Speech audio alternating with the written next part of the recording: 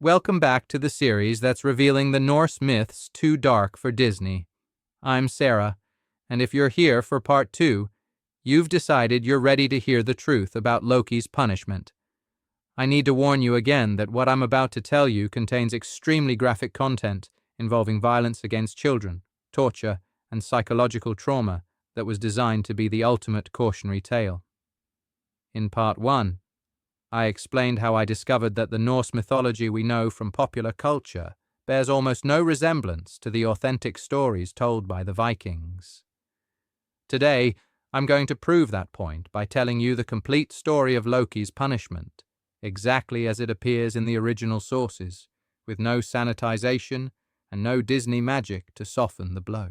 But before I dive into the nightmare, let me set the stage by explaining what led to this punishment, because understanding the context makes the revenge even more horrifying. This isn't a random act of violence.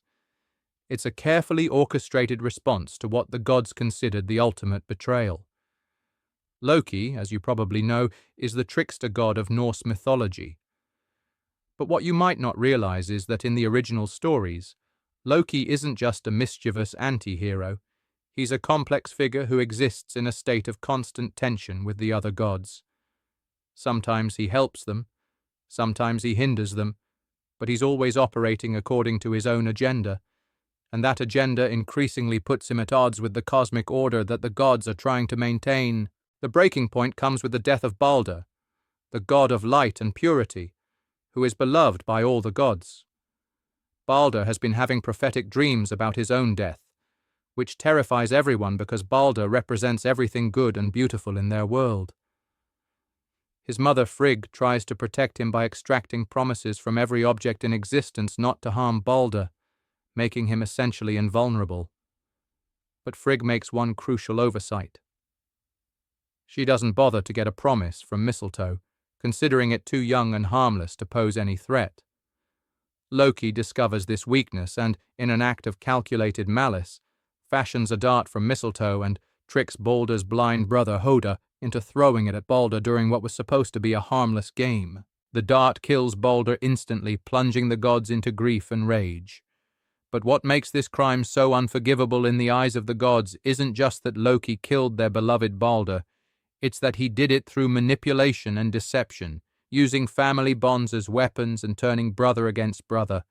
In Norse culture, there was no greater crime than kinslaying, and Loki has orchestrated exactly that. Now, here's where the story gets even darker. The gods capture Loki, but they don't just kill him. Death would be too merciful for what he's done. Instead, they decide to craft a punishment that will make him suffer for eternity, and they're going to use his own family bonds against him, just as he used family bonds as weapons against them. This is where we enter territory so disturbing that I need to pause and remind you that this is authentic mythology. These are stories that were told and retold for generations. Stories that reflected the deepest beliefs of the Norse culture about justice, family, and the consequences of betrayal. The gods bring Loki to a cave, but they don't bring him alone. They also bring his 2 sons, Vali and Nari, who are innocent children caught up in their father's crimes. Now, what happens next is so graphic and so psychologically traumatic that it's never been accurately depicted in any mainstream adaptation of Norse mythology. The gods take Vali, one of Loki's sons, and through their divine power they transform him into a wolf. Not metaphorically, not spiritually, but physically, twisting his body and mind until he becomes a savage beast driven by uncontrollable hunger and rage. And then, while Loki is forced to watch, while his wife Sigyn screams in horror, the wolf that was once Vali tears his brother Nari apart, ripping him to pieces in a frenzy of violence and blood. But the gods aren't finished. They take the entrails of the murdered child, the intestines and organs of Loki's son, and through their divine power, they transform these body parts into unbreakable chains. They use the innards of Loki's own child to bind him to 3 sharp rocks deep in the cave, stretching his body across the stones so that he can never move, never escape, never find relief from what's about to come. Then Skadi, a goddess associated with winter and vengeance, takes a venomous serpent and positions it directly above Loki's face. This serpent continuously drips poison onto Loki, and every drop burns like acid, causing excruciating pain that never diminishes and never ends. The venom eats away at his flesh, but because he's a god, he doesn't die. He just suffers eternally, bound by the remains of his murdered son. But there's one more twist that makes this punishment even more psychologically devastating. Loki's wife, Sigyn, who has done nothing wrong, who is innocent of any crime, chooses to stay with her husband. She positions herself next to him and holds a bowl to catch the venom drops, trying to spare him whatever pain she can. However, periodically, the bowl fills up and Sigyn has to leave to empty it.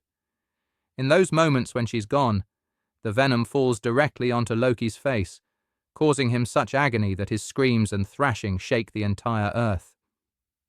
According to Norse mythology, earthquakes are caused by Loki's convulsions of pain during those moments when his wife can't protect him. This means that every earthquake is a reminder of this punishment. Every tremor of the earth is evidence of Loki's eternal suffering and Sigyn's helpless devotion. The punishment doesn't just affect Loki, it affects the entire world, making every human being an unwilling witness to this divine justice. And this continues forever. Loki remains bound in that cave, tortured by poison, surrounded by the remains of his murdered children, until Ragnarok, the end of the world. There's no redemption, no forgiveness, no possibility of escape or rehabilitation. This is justice as understood by the Norse mind, absolute and eternal. Now, let me explain why this story is so much more disturbing than anything you've seen in Marvel movies or other adaptations. It's not just the graphic violence, though that's certainly part of it. It's the systematic way the punishment targets every possible source of meaning and connection in Loki's existence. First, they use his children as weapons against him, forcing him to witness their murder and then literally binding him with their remains. This destroys his role as a father and turns his love for his children into an instrument of eternal torment. Second, they trap his innocent wife in a position where she must choose between her own life and alleviating his suffering, creating a dynamic where their love becomes another source of pain. Every moment she's with him, she's reminded of what he's lost. Every moment she's away, he suffers more. Third, they make his punishment visible to the entire world through the earthquakes, ensuring that he can never suffer in private, that his agony becomes a cosmic event that affects everyone. This is punishment designed not just to cause physical pain, but to destroy every aspect of identity, relationship, and dignity. It's torture crafted by minds that understood exactly how to break someone completely while keeping them alive to experience their destruction. And here's what really gets to me, after studying this story for 3 years. This isn't presented as the actions of villains or demons. This is presented as righteous justice carried out by the good guys, the gods that the Norse people worshipped and looked up to.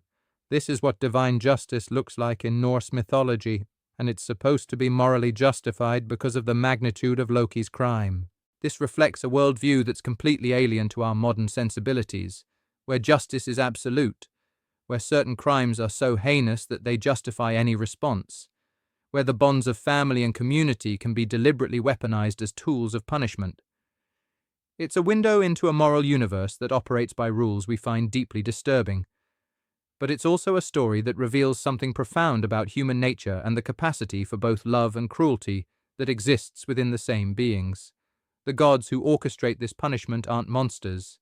They're complex beings driven by grief, rage, and a sense of cosmic order that demands absolute consequences for absolute crimes. What makes this story particularly powerful is that it doesn't shy away from the darkness inherent in concepts of ultimate justice. It doesn't pretend that righteous anger is pretty, or that getting what you deserve is always proportionate to what you've done. It presents a universe where actions have consequences that ripple outward in ways that can never be contained or controlled. This is why Disney will never adapt this story. It's not just that it's too violent for family audiences, though it certainly is that. It's that it presents a moral universe that's fundamentally incompatible with Disney's brand of entertainment. Disney stories are about redemption, growth, learning from mistakes, and finding happily ever after. This story is about the opposite, about how some mistakes can never be redeemed, some consequences can never be escaped, and some forms of justice leave everyone involved fundamentally broken. You can't turn this into a story about learning and growing, because there is no learning and growing. You can't create a redemption arc because redemption is explicitly denied. You can't even create a tragic hero narrative because Loki's suffering is presented as justified, even necessary for the cosmic order. In Part 3, I'm going to show you exactly how this story compares to other dark Norse myths, and reveal the specific criteria that make a story unsuitable for Disney adaptation.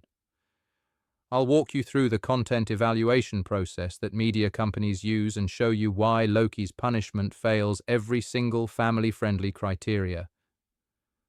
I'm also going to reveal something that might surprise you about which other Norse myths are almost as disturbing as this one, and why even the supposedly lighter stories from Norse mythology contain elements that would shock modern audiences. But most importantly, I'm going to explain why understanding these dark stories matters, why they're not just relics of a more violent past but essential insights into aspects of human experience that our sanitized culture often refuses to acknowledge.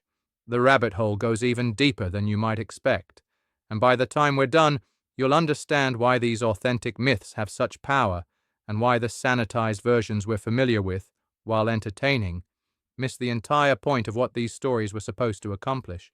So if you're ready to continue this journey into the darkness that mainstream media won't touch, join me for Part 3, where we'll explore just how dark Norse mythology can get and why that darkness was essential to the people who created these stories.